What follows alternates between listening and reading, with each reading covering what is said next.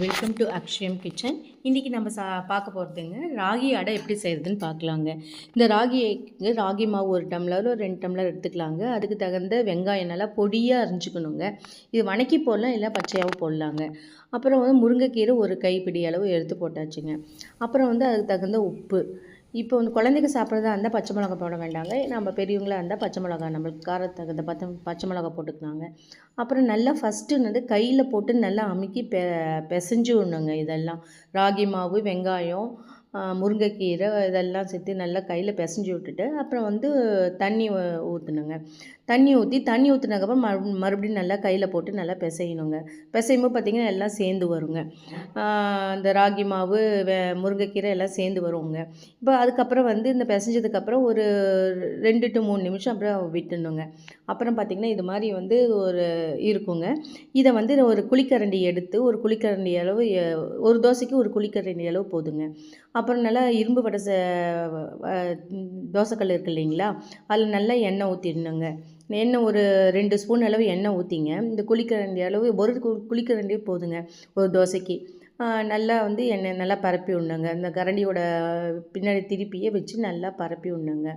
நல்லா பரப்பி விடும்போது பார்த்திங்கன்னாங்க உள்ளுக்குள்ள இருக்க எண்ணெய் வெளியே சைட்லேயும் மொறுமொறுப்பாக வருங்க.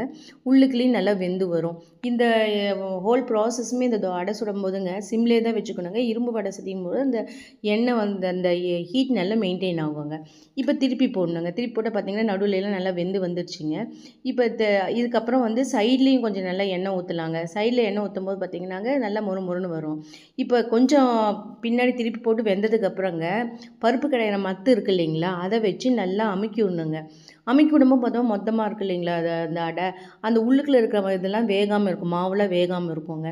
இப்போது இந்த மத்தை வச்சு லைட்டாக அமுக்கி விடும்போது திருப்பி போட்டு கொஞ்சம் வெந்ததுக்கப்புறம் தாங்க மத்தை வச்சு இது பண்ணணும். இல்லைன்னா மாவு இந்த மத்தில் ஒட்டும்.